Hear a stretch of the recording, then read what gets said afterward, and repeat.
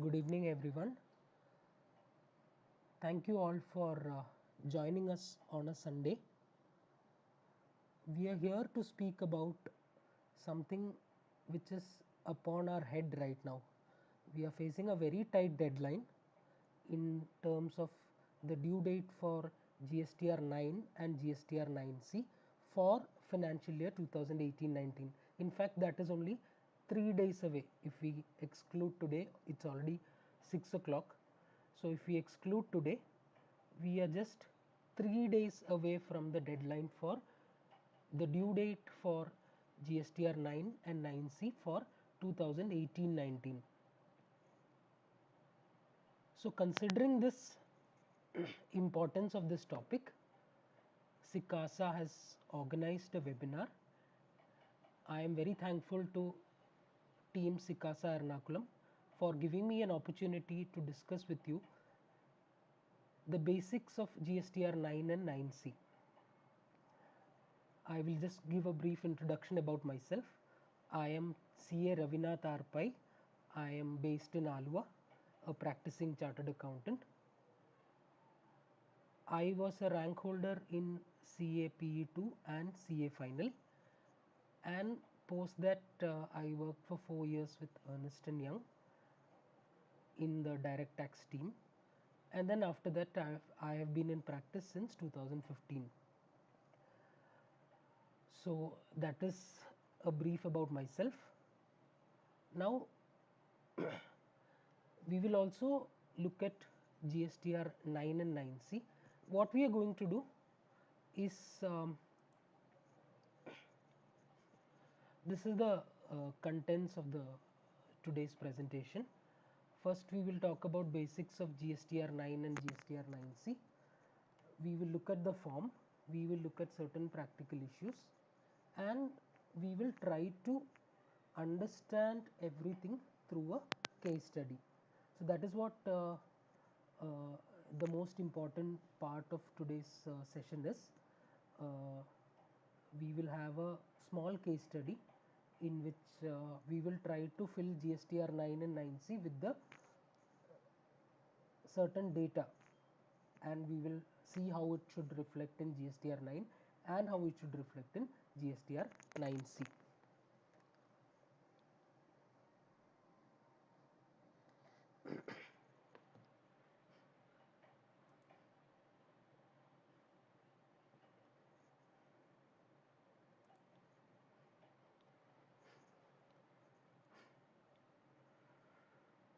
So let's look at the legal provisions regarding GSTR 9. Section 44(1) of CGST Act makes it compulsory for every registered person other than below category of taxpayers to file an annual return for every financial year. Except for the below category of persons, every taxpayer, every GST registered person has to file an annual return. In case it's a person who has opted for composition scheme, the form applicable is GSTR 9A. For all other taxpayers, the form applicable is GSTR 9. So who are the people who are excluded from requirement of filing GSTR 9?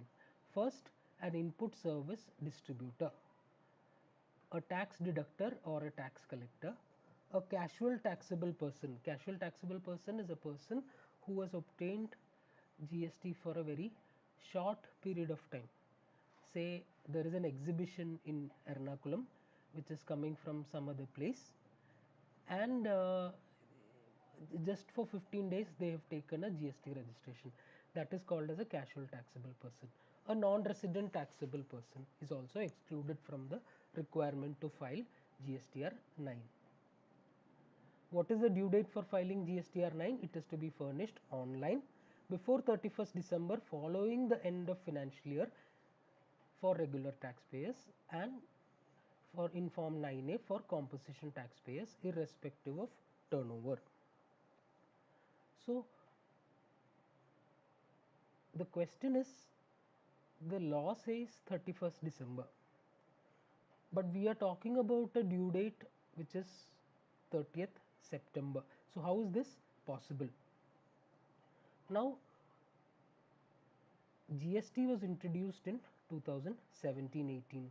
The due date for GSTR 9 annual return for 2017-18 was supposed to be 31st December 2018. It got extended, again it got extended, and finally, you know, it was a long time before GSTR 9 for 2017-18 was completed, and then consequently 2018-19 due dates also got extended. So that extended due date is now falling on 30th September. Our institute has given a representation before the concerned authorities to extend the due date. Right now we are in a situation where COVID has impacted our office, COVID has impacted our working, COVID has impacted our staff, there are lockdowns, and there are other deadlines also coinciding with uh, this due date for 2018-19. So ICAI has given a representation to extend this due date. So far we have not heard anything on the extension of due date. So as of now, the due date for financial year 2018-19 is 30th September 2020. Once you file a return, that is considered as a final return. Revision of return is not permitted. So you have to be very careful when you are filing the form 9A, 9C, etc. because once you file, you cannot make any revision. Now, some more elaborating on some more aspects of GSTR 9. If you are a composition dealer opting to switch from composition scheme to regular scheme or vice versa, you have to file both GSTR 9 and GSTR 9A. Next point is very important: separate annual return to be filed for each GSTIN. So suppose you have a client who is working in different states. Say it is a telecom company having operations in different states: Kerala, Karnataka, Andhra, Tamil Nadu, and all other states. So each state will have a separate GST number, and each state will have to file a separate GST annual return. Each GST registration number will have to file a separate GST registration number. There are certain issues when we do this, because we do not have a separate audit report or separate financials for each of the states. We only have a balance sheet for Airtel as a whole, not for Airtel Kerala, not for Airtel Tamil Nadu, etc. We only have the balance sheet for Airtel as a whole. So how do we do GSTR 9C? That is something we will come to subsequently. Now when we are filing annual return, we also get something, we also get an auto populated information. So based on the returns which we have filed, based on the GSTR 1 and GSTR 3B which we have filed, the system auto populates this data in GSTR 9 and gives it to us. So that you would think should make our jobs easier, but actually it is not so. Why? Because we are still in the initial years of GST, and there are a lot of mistakes, lot of errors, lot of omissions which have happened in the GST returns which we have filed. So that is why we cannot blindly rely upon the auto populated data. If we have filed everything correctly, that auto populated data may also be reliable, but if there is some error in the data, which the monthly returns which we have filed, then we will have to see accordingly. So in the case study which we are doing, what we are taking the data in which there is some correction to be made before filing GSTR 9. What we also get when we go to GST website and go to annual return option, we get the summary of GSTR 1, GSTR 3B. That is actually quite useful. So some of the data which is required to be filled in GSTR 9 and 9C can be filled using the summary of GSTR 1 and GSTR 3B.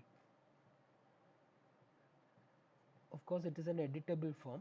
And now for 2018-19, what is the requirement? GSTR 9 annual return is compulsory if aggregate turnover exceeds 2 crores, and 9C is compulsory if aggregate turnover exceeds rupees 5 crores. So people who have turnover more than 2 crore have to compulsorily file GSTR 9. People who have turnover more than 5 crore have to compulsorily file GSTR 9 and GSTR 9C. And people who have turnover between 2 crore and 5 crore, they will have to file GSTR 9. People who have turnover less than 2 crore, they may file GSTR 9. It is not compulsory, it is optional. But I would suggest, if your clients have some errors or omissions in GST returns filed by them, that is, you use this opportunity to file GSTR 9 even if turnover is less than 2 crores. Why, I will tell you. If you don't file GSTR 9, what will happen? The GSTR 9 is considered to be filed based upon GSTR 1 and 3B which you have filed. So if there is an error in GSTR 1 and 3B, that error will get automatically reflected in GSTR 9 also. So that is why it is suggested that even if your turnover is less than 2 crore, if you have made any errors in GSTR 1 and GSTR 3B, you will have to file GSTR 9. It is advisable to do so.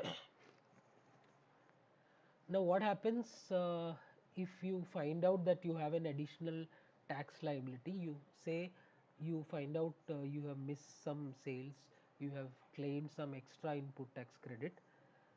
You can pay tax through form DRC 03.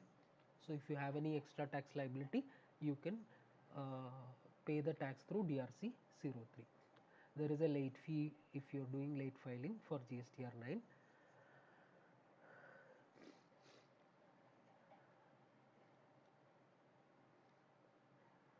Next point is also very important.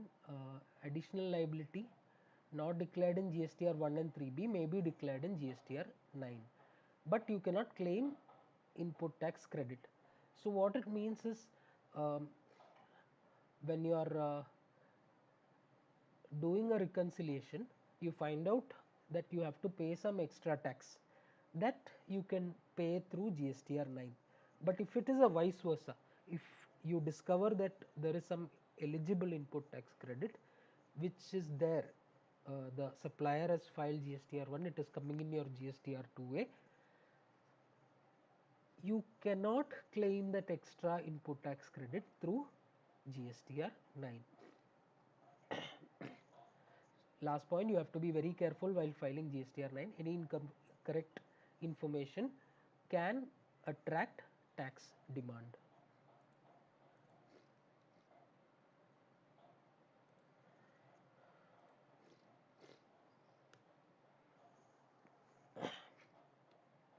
Now what is GST audit, or what is GSTR 9C? That is what we are going to see next. When we are doing any type of audit work, it is important to define what is the scope. What is it that we are expected to do? What is the scope of the work? When you are doing a audit under Companies Act, what are the things which you are required to do? The Companies Act tells us what are the things which the auditor is required to do, what are the things he is required to report upon. Similarly, when we are doing GST audit also, the GST Act tells us what is GST audit. It is an examination of records, returns and other documents. So these are three things which you should examine: records, returns and other documents, to verify the correctness of turnover declared, taxes paid, refund claimed and input tax credit availed. So these four things you should check if it is correctly done. Turnover, is it correctly declared? Tax, is it correctly paid? Refund, is it correctly claimed? Input tax credit, is it correctly availed? To assess the compliance with GST Act and GST rules. What is the process for filing GSTR 9 and 9C? That also we will just quickly see. GSTR 9, you can do it through offline mode or online mode. So if you do through offline mode, you generate the JSON file and upload that JSON file on the GST portal. If you are doing online mode, you can enter the data directly in GST website and then you upload GSTR 9. Once you upload GSTR 9, you go to GSTR 9C initiate filing, and in that menu you will see something called as download GSTR 9C tables from GSTR 9. So there you go, you download that PDF file. That data which you download in that PDF file should exactly match with what we are filing in GSTR 9C. So there are certain tables in GSTR 9C which are required to be filled using this data which is there in GSTR 9. Basically, GSTR 9C is a reconciliation between books and GSTR 9. Books and GSTR 9. So what happens is, when you are doing a reconciliation between two amounts, to ensure the accuracy of the data from GSTR 9 is flowing from this PDF file which you are downloading. Okay. So then GSTR 9C you can only prepare using offline utility. You cannot enter the data on the GST portal directly. You have to use the offline utility. There are certain softwares which help you do it, or you can use the Excel utility which is there in the GST website. Once you fill up the data, you have to affix the auditor's digital signature. Here also one thing we have to be careful. If you are using the offline utility, it has to be saved in the same folder. So if you are preparing a separate Excel file for each of the clients, please make sure you save it in the same folder, downloaded folder, which has a software, a small tool called as WS Web. So you shouldn't, even if for working purpose, you move it to a particular folder. Before filing, you move it back to the downloaded folder. Otherwise, the mSigner utility will not work. Then you affix auditor's digital signature, upload GSTR 9C offline. Then assessee has to upload financials and other data in GSTR 9C, and then finally using assessee's digital signature, GSTR 9C has to be filed. So this is the process of filing, uploading GSTR 9 and GSTR 9C. Now what we will do is we will quickly look at the form of GSTR 9 and GSTR 9C. Just give me a minute.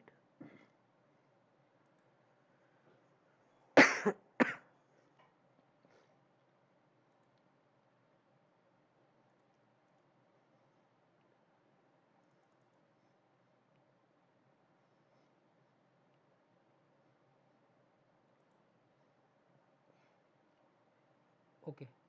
So for the time being, please ignore the figures in the Excel file, because those will come when we are looking at the case study. So first, GSTR 9. So I have only put the operating part of the GSTR 9 and 9C. This is not the complete form. There are certain other details which, like name of assessee, GST number. So those columns I have not put into this form. We are only looking at the operating part of GSTR 9 and GSTR 9C. First we start with details of outward supplies. So here also there are two tables, table 4 and table 5. Table 4 deals with whatever outward supplies and inward supplies on which you have to pay the tax, and table 5 deals with outward supplies on which you do not have to pay the tax. So, first supplies made to unregistered person. For each item you have to mention what is the taxable value, what is the CGST, SGST and IGST and cess if applicable. B2B, B2C. Now, how do you find out the value of B2B supplies and B2C supplies? This information will come from your GSTR 1. Based on GSTR 1, you can have a bifurcation between B2B and B2C. Of course, if there is any adjustment to be made, that you have to the data in GSTR 1, that you have to do. Zero rated supply on payment of tax except supplies to special economic zones, exporter making a sale by paying tax, supply to SEZ on payment of tax, deemed exports, advance on which tax has been paid but invoice has not been issued. Now, when GST was introduced, one peculiar rule was you have to pay GST when you receive an advance, and for some part of 2017-18 that rule was still applicable for goods and services, but sometime in November 2017 they made this change that if you are a supplier of goods, you don't have to pay GST on advances received, but if you are a supplier of services, you have to pay GST on advances received. Okay. So, if you are a good supplier, you don't have to pay GST on advances. If you are a service provider, you have to pay GST on advances. But a lot of times what happens is the clients are not aware of these provisions, and it is our duty to make them aware that they have to pay tax on advances also if it is a service provider. One more issue here is, suppose client has received an advance in May 2018. He is a service provider, client has received an advance in May 2018. He has issued an invoice in July 2018. So then do we need to report anything here? No. This column is required only for advances which are outstanding at the end of the year. So you look at 31st March balance sheet, see what are the advances on the liability side, what are the advances, whether GST has been paid on that or not. Okay. Next is inward supplies on which tax is to be paid on reverse charge basis. Again, under GST we have this peculiar concept called as reverse charge. What is reverse charge? Usually it is the person who is making the supply who pays the tax.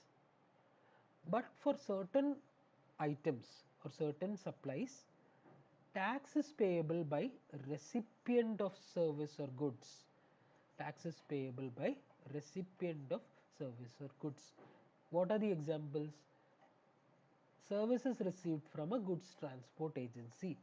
If you are using a goods transport agency for transportation of goods, then the person who is making the payment to goods transport agency has to pay GST on reverse charge basis.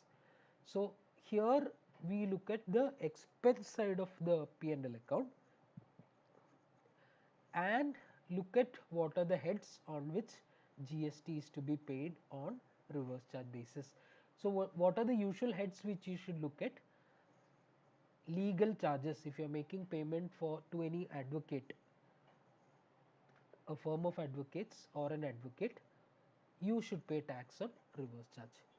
Goods transport agency we have already discussed.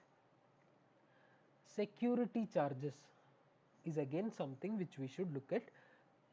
I think for some part of the year of 18-19 security charges was also covered under reverse charge.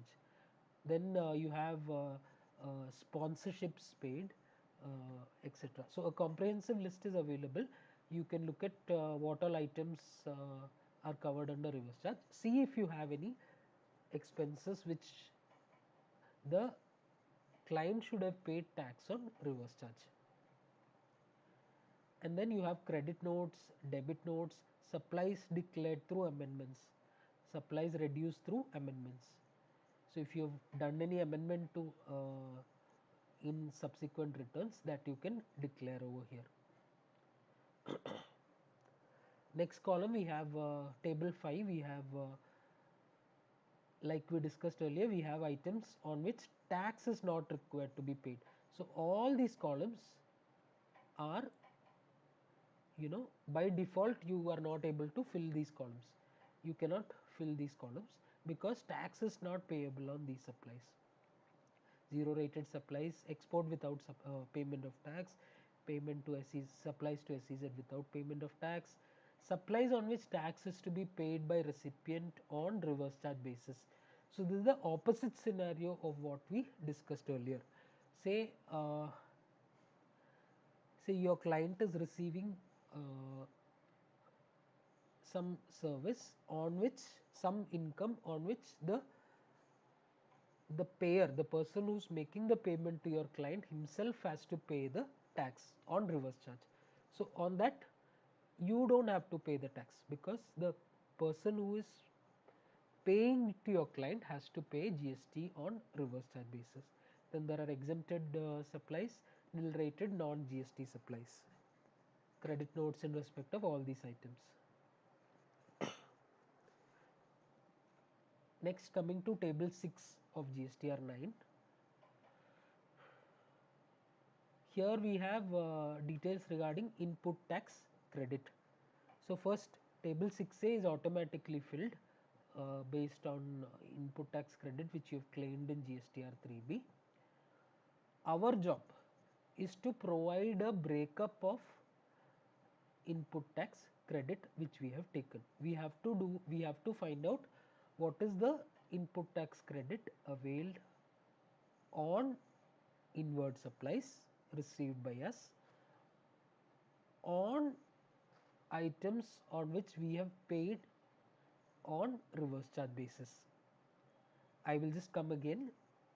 We have to give a breakup of input tax credit on which we have taken the supply from other people, like our purchases, and on which we have paid reverse charge. Say we have paid to a lawyer 5,000 rupees and we have paid GST 18%, 900 on that 5,000 rupees. So that will come in input tax credit under reverse charge. So what we have to do is we have to give a breakup of how much is the input tax credit which we have availed on inputs which are liable to reverse charge. So where will you get this information from? If you see in when you download GSTR 3B summary, you will see in the input tax credit column, you will see what is the amount of input tax credit availed on reverse charge, what is the input tax credit availed on others. One issue is that a lot of clients have filled up this GSTR 3B wrongly, which means that they have even included GST input tax credit on reverse charge also under all other ITC. So here we have to find out of the total input tax credit, what is the input tax credit relating to reverse charge paid by us. Okay, so you can probably find this from GSTR 3B, but if it is not there in 3B, you go to the liability portion of GSTR 3B where you will see what is the amount on which you have paid reverse charge, and based on that you see how much input tax credit you have claimed in the current year, how much you have not claimed in the current year, and arrive at this figure given in 6D. Then you have input tax credit from ISD, other input, transitional credit, etc., etc. And 6.0 gives us total input tax credit availed. Table 7 is all about reversal, input tax credit reversal. If I have claimed any input tax credit wrongly, it should go to table 7. There are various rules, rule 37, 39, 42, 43. 42 and 43 relating to exempted supply. So if I made if I have taxable supplies and if I have exempted supplies, I have to do a proportionate calculation of input tax credit. As per section 17.5 is the um, input tax credit which is called as block credit in GST.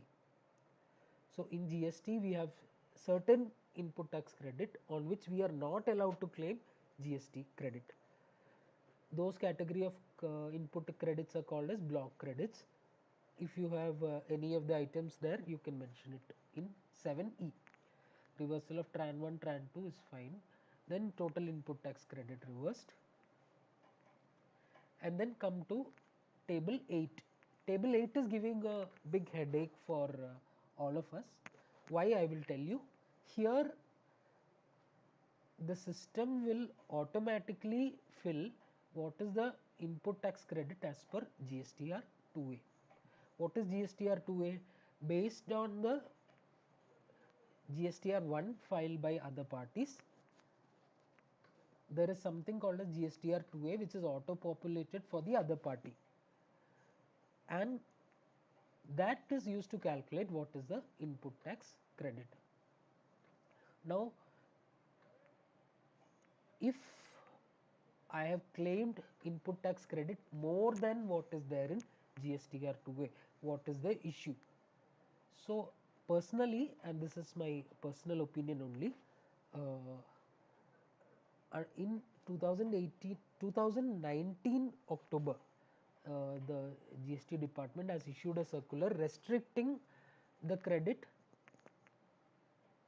to 10% of credit, which is, so you can claim whatever is in 2A and 10% of whatever is in 2A additionally you can claim, but more than that you cannot claim. That rule was introduced in October or November 2019.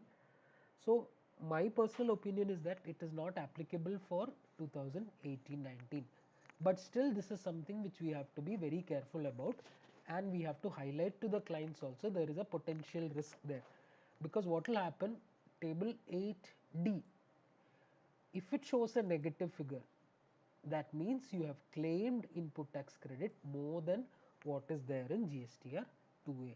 It can happen due to genuine reasons also, like for example, I have the supplier has billed me in March, I have received the goods in April, and I can claim input tax credit only in April. That is the rule. So what will happen, it will come in my GSTR 2A of March, but I will claim the credit only in April. So that will mean that for 18-19 it will show that I have claimed an excess input tax credit. So whenever there is any minus figure here, you can probably do a working and find out what is the cause for this negative figure. One more important point, recently the GSTN has enabled you to download the data based on this clause 8A. So earlier what used to happen was GSTR 2A is a very dynamic document, in the sense whenever somebody uploads any additional data, that GSTR 2A keeps on changing. So it used to happen that today my GSTR 2A will show say 1000 rupees, tomorrow it will show 1100 rupees, and this table 8A was populated based on data of a particular date. But we never know, because when we download GSTR 2A, that used to never match with GSTR, the data in table 8A. But now they have given an option to download what is the data based upon which this table 8A is appearing. So you can do a reconciliation there if you want. Then this is also important. If you have any input tax credit of 18-19 which you have claimed in the subsequent year. So usually what happens is you have certain parties who are filing GST returns late and clients have not claimed that input tax credit. Subsequently, those people have filed and the client has claimed the GST credit in say April to September 2019. Then that is to be disclosed in table 8C. So there is no way you can get this data from GSTR 1 and 3B. This is something you have to ask the client. This data will never be shown in any of the returns because the GSTR 1 and 3B never disclose the period for which I am claiming the input tax credit. They only ask you to just write down what is the input tax credit which you are claiming. It does not tell you is it for 17-18, is it for 18-19, is it for 19-20, it does not tell you. So this is something you have to ask the client and get the information. And 8D will show a minus figure if you have claimed excess input tax credit. It will show a positive figure if you have not claimed the input tax credit fully. You can fill up this ATF and AT and F.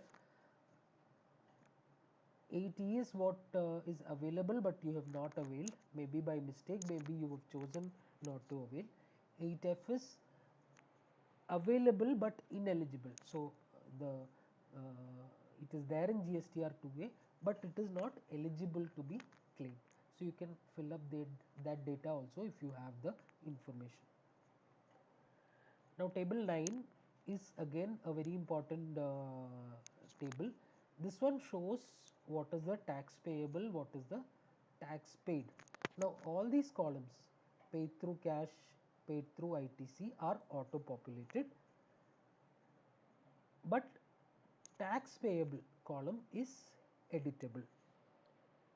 So if you find out that you have to make some extra payment, that you can adjust it here in table 9, and the importance of that we will find out when we are doing the case study.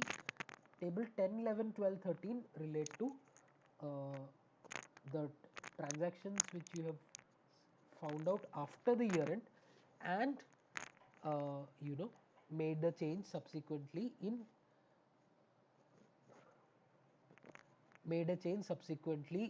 column 10 in the GST returns for April to September.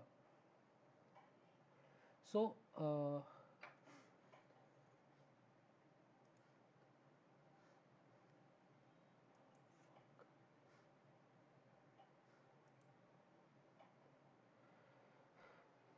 table 10, 11, 12 and 13 are showing this data which is there in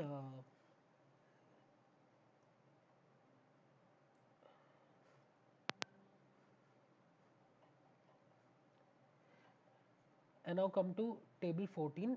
Based on amendment which you have made, based on omissions which you have discovered, you have made the payment in April to September 2019. That information is given in table 11, 10, 11, 12 and 13. If you have claimed any extra input tax credit, that can be shown in table in 12. If you have reversed any input tax credit, you can show it in 12. If you have availed any input tax credit, you can show it in 13. 14 is the result of tax payment on the 14 is the resultant tax payment on table 10, 11, 12 and 13. If you made any extra payment of tax, that you can show. That tax payment period is only from April 2018 to April 2019 to September 2019. if you have any demand refund, that can be shown. Where do you go searching for this information? You have to see the notices. You can go to user services, you can see if there is any notice, you can see if any demand has been paid against the notice.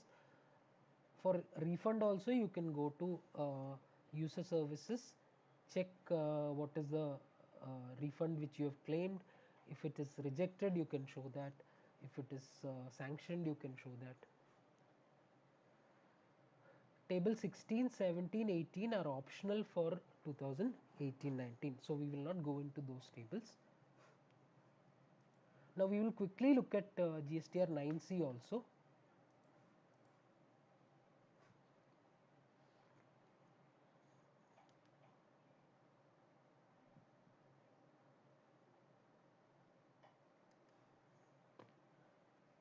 We will quickly look at GSTR 9C also. Now, before going into the form, we have to understand what is GSTR 9C. GSTR 9C is a reconciliation between what is the books of accounts and what is there in GSTR 9. So, this also gives us an opportunity, like we discussed earlier, to make any corrections which are there in GSTR 9, if there are any errors or omissions in GSTR 9, and make the corrections in GSTR 9 itself, so that GSTR 9C will not show any difference. So, table 5 deals with what is the turnover as per audited financial statements. These are the different adjustments which are required to be made, and 5Q will tell us what is the turnover as declared in the annual return. Okay, so here one or two items which we will just quickly discuss. What is unbilled revenue? Unbilled revenue is the entry which I am making in my books of accounts based on accrual basis of accounting. So, say let's go back to Airtel example. Say Airtel is usually billing its customers on 15th of every month. So, what they will do is when they are closing the balance sheet as on 31st March, they will add 15 days of revenue to the income for 2018-19. So, to make it on accrual basis, to show the revenue for the whole year, what they will do is they will add 15 days of revenue and show it as unbilled revenue. But am I liable to pay GST on that? No. I will raise the invoice to the customers when I am raising the on the billing date, that is 15th of every month. So, the liability for GST arises when the company raises an invoice. Now, but in my books of accounts, I will add this 15 days of revenue also. So, that is called as unbilled revenue. So, that will come as a reconciliation item in GSTR 9C. Second item, trade discounts. So, what happens is companies, they will reduce discount allowed to customers when they are showing sales in the balance sheet. But they may have paid GST on the gross amount before discount. So, this will also come as a reconciliation item. Advances we already discussed. Then there are certain adjustments in turnover under section 15. So, section 15 gives what should be the taxable value for certain items. Say as chartered accountants, sometimes what happens is we make some payments on behalf of our clients. Say I am doing some ROC filing. So, there is some fee to be paid and I make the fee on behalf of the client. That amount the client will reimburse to me. GST is not payable on that reimbursement amount. So such items which the expenses which I am incurring as an agent of the client is not considered as my turnover for GST purpose, but it may come when I am calculating my gross revenue. So it will come in my books as income, but it may not come in my GST return as turnover. So such kind of adjustments will come in 5M. Adjustment in turnover due to foreign exchange fluctuations. Sometimes what happens, the forex rate adopted for GST purpose is different from forex rate adopted for accounting purpose. So due to that there could be some differences in turnover. Of course you have 5O, which gives you adjustment in turnover due to reasons, any other reason. So that is also possible.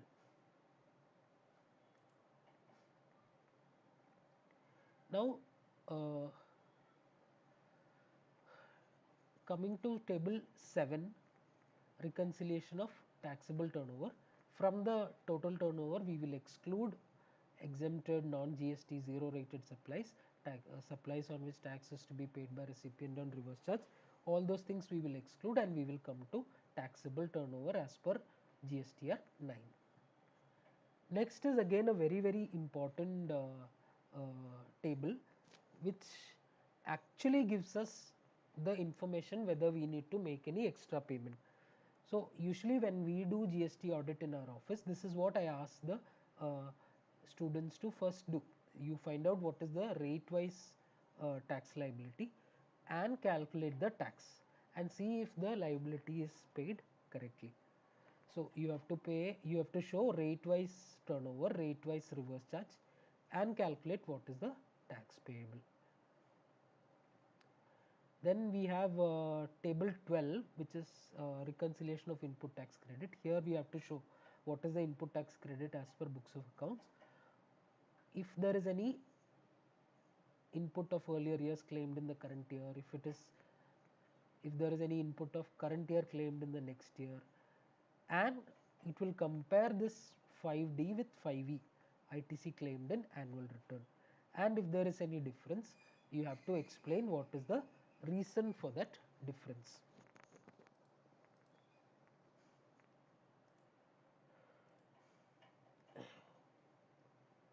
And then table 14 is optional again, so we will not go into that.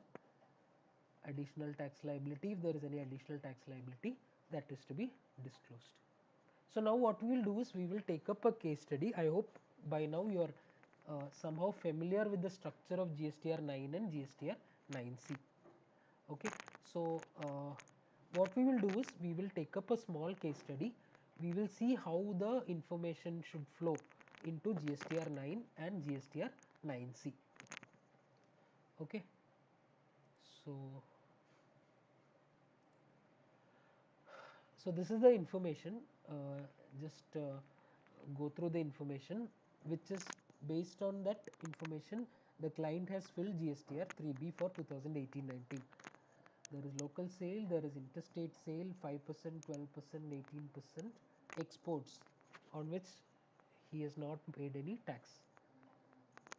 So my total turnover is coming to 9,500, and this is the calculation for input tax which the client has done, and this is the amount which the client has paid as GST liability. This is the amount which is disclosed as GST liability in 2018-19. But we have come to do the audit and we have discovered certain errors in GSTR 3B. Let's look at what are the errors. One local sale of rupees 100 was wrongly recorded as 5% sales instead of 12%.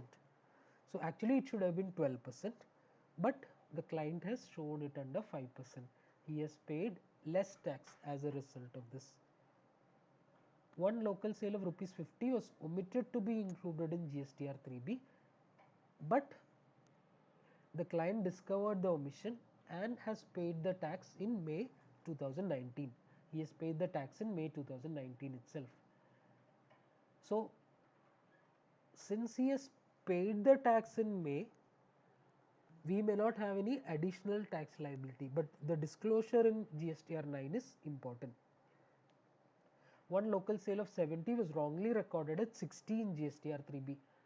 So instead of 70, he wrongly showed it as 60 in GSTR 3B. One local scrap sale. So one important thing which we have to do when we are looking at GSTR 9C is we have to look at all the heads of income and also other income. Other income you should especially carefully scrutinize, because it may so happen, earlier we were under VAT and service tax. The clients are still in that same mindset. So what is happening is they may think that only on the sales they have to pay GST. There could be some other income which they may not have,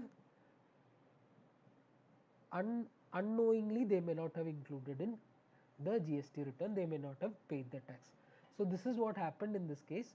One local scrap sale, rupees 30, was omitted to be included in GSTR 3B. The client forgot to add this in GSTR 3B. Also, this is what we have got. This is the information which we got from the notes on accounts. Sales is 9360, less discount given 100, 9260. Other income, profit on sale of car 200, client is already paid GST on that. Sale of scrap 30, GST not paid.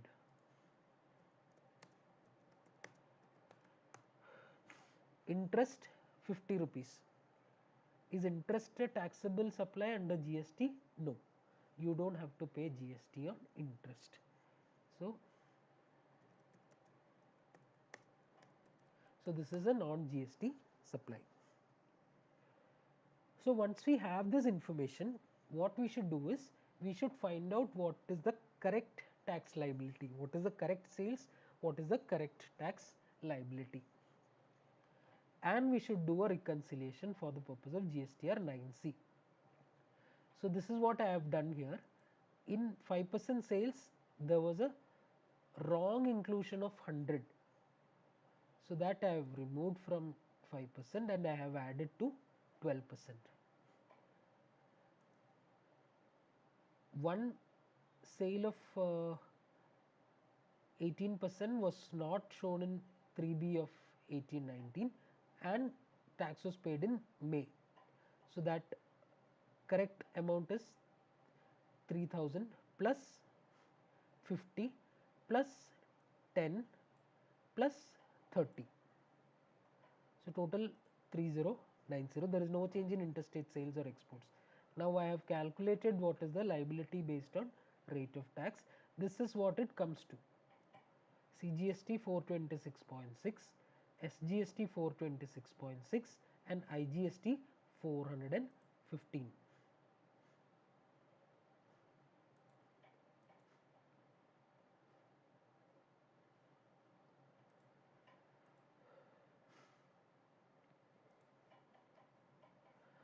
What is the liability which I have showed in GSTR 3B? I have shown 415 CGST, 415 SGST and 415 IGST.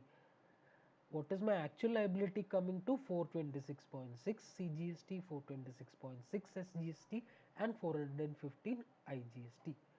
So liability as per 3B is coming to is 405. There is a shortfall.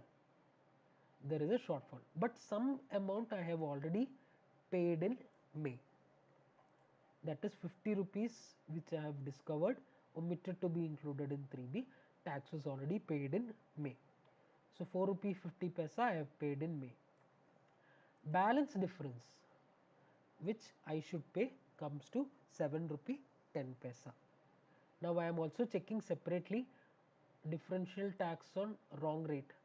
Instead of 12% I put it as 5%. So on that I will have 3.5% CGST, 3.5% SGST.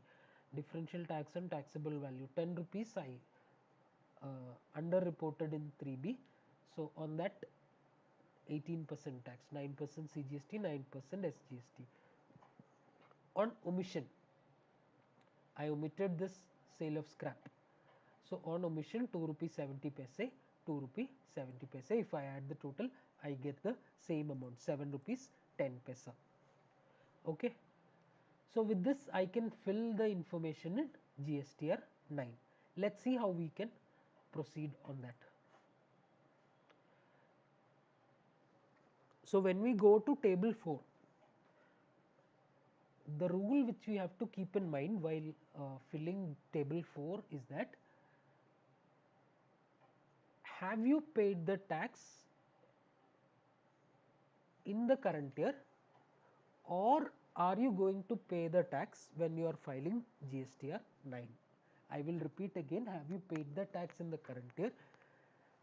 Are you going to pay the tax when you are filing GSTR 9? See, if the answer is yes, it is to be included in GSTR table 4. If you have paid the tax in the next year, that is 1920, that is April 2019 to September 2019, that will not come in table 4. Again, I will just repeat, if you have paid the tax in 1819, it will come in table 4. If you have paid the tax, if you have not paid the tax in 1819 or in April 2019 to September 2019, it will again come here. If you have paid the tax in April 2019 to September 2019, it will come here in table 10. So that is the rule which we have to keep in mind when we are preparing table 4. So table 4, what we have done is, out of the total sales, we have excluded the exempted items, that will come here. Exempted items will come here. 50 rupees sales which we have shown in 50 rupees sales which we have shown in May 2019, also we have excluded. Balance amount we have shown in table 4A and 4B. I have taken everything as B to B, so it will come in 4A or 4B. Okay. Now coming to table 5. Table 5, nil rated exempted non GST supplies. Again this will come here in table 5A. Export which you have made without payment of tax, 500 rupees export which you have made without payment of tax will come in table 5A. I have also included that interest amount which we have not so far disclosed in our GST returns, but when I am doing a reconciliation of my total income with GSTR 9, I would like this interest amount also to be included in GSTR 9. Anyway, it doesn't make a difference because interest is something on which you don't have to pay any tax. So I am including this interest amount 50 rupees also as my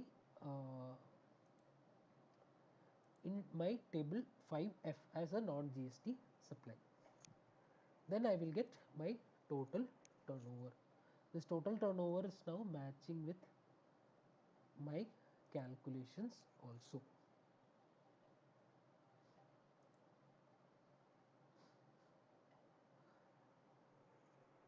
Now let's see how this turnover will be disclosed in one more point. Turnover which we had declared in table 10. This is the amount of sales which we have declared in April 2019 to September 2019, 50 rupees. So this will come here, and based on this the value will flow to GSTR 9C. So rule about table 4 is very simple. If you have paid the tax in April 2019 to September 2019, it will go to table 10. Otherwise, if you have paid the tax in 1819, it will come in table 4. If you have discovered an omission now on which you are going to pay the tax now, that will also come in table 4.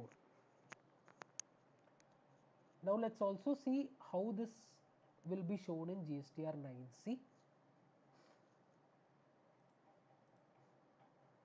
Let's see how this will be shown in GSTR 9C.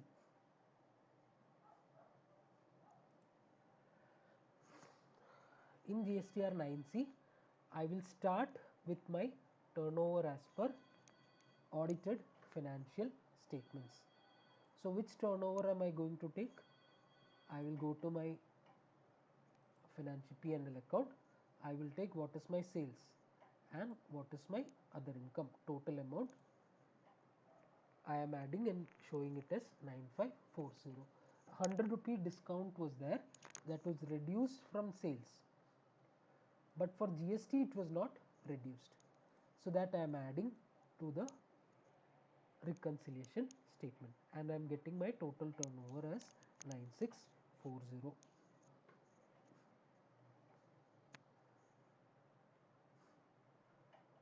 From this we are reducing what is the exempted supply, what is the non-GST supply, that is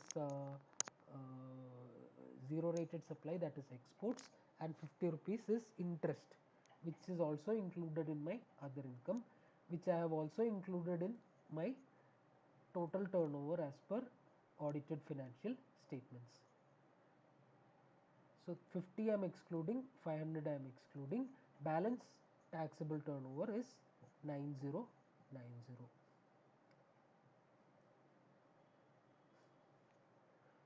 Next we come to table 9. Table 9, what we do is we have to provide rate wise taxable turnover. Rate wise taxable turnover. So here if you see 5% plus 12% plus 18% is matching with what is my taxable turnover, which is given above in 7F. And I have calculated the tax based on the rates. And here there is something called as reverse charge. We will come to that when we are doing input tax credit.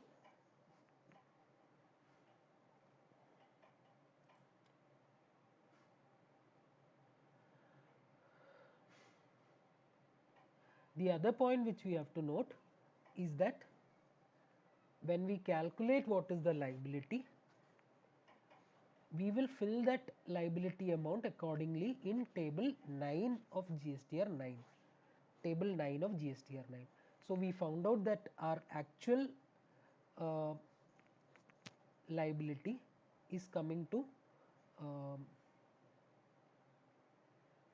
426.6 plus there is a reverse charge.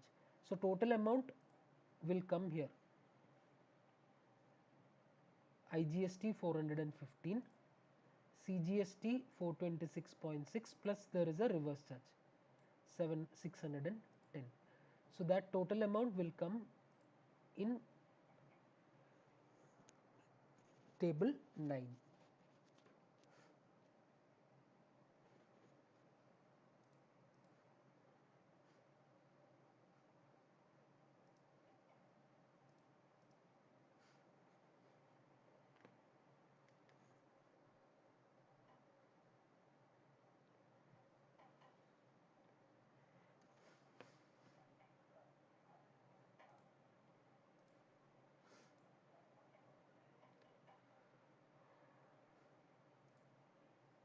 Okay, so in table 9 we will have to add the total tax liability which we have calculated under normal tax plus whatever reverse charge liability we have calculated. This amount is the amount which will be reflected in GSTR 9C in column 5Q, 9Q, in column 9Q. So that is how it is.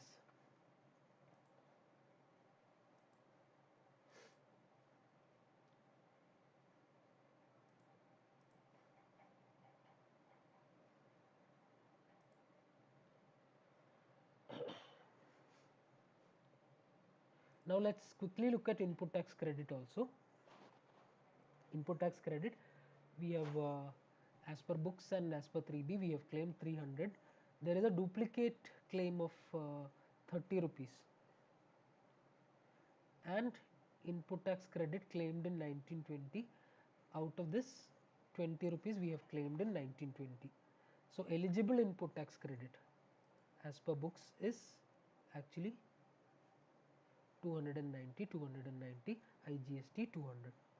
There is also reverse charge which we have paid. On 5,000 we have paid reverse charge of 5%, and on 2,000 we have paid reverse charge of 18%.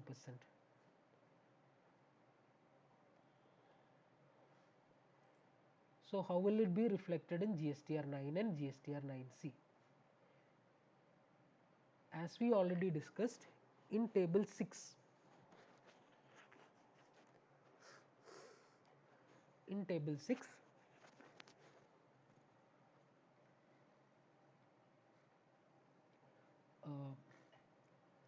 there is an input tax credit which we have claimed. 300 is relating to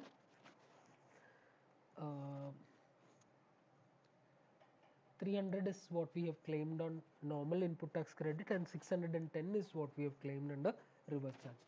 That is how we have got 910, which is 300 is we claimed through normal input tax credit, and 610 is what we received in reverse charge.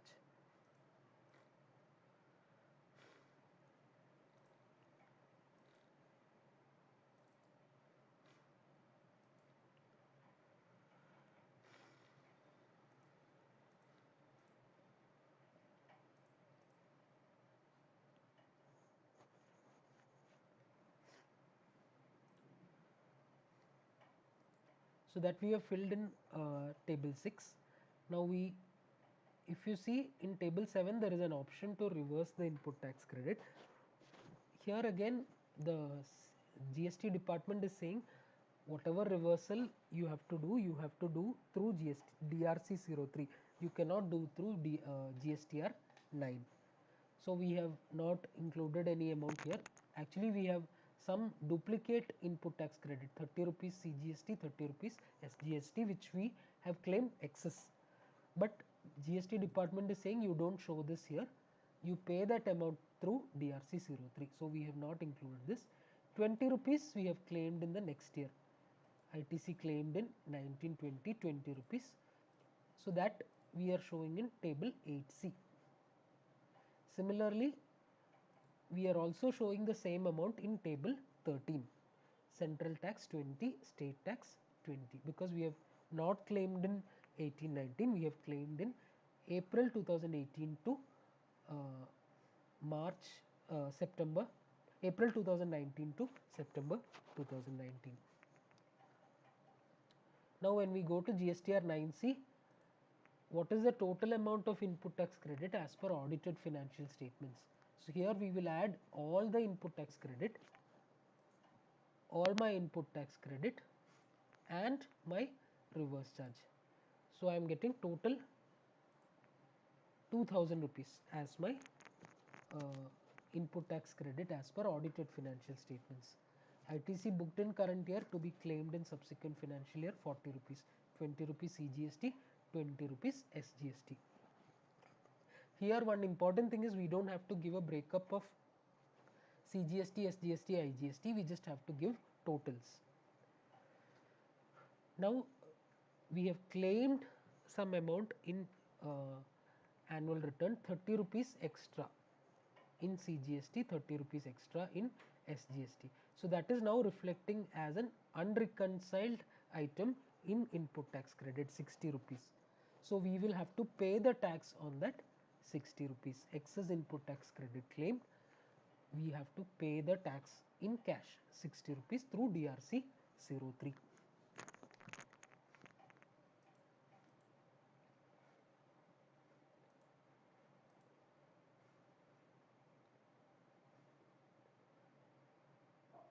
So this is the case study which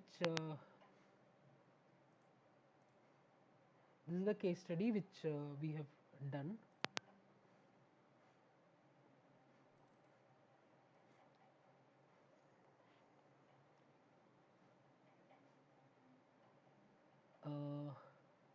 If you have any questions, I can try to address the questions through. Please ask the questions through chat, and I can address the questions.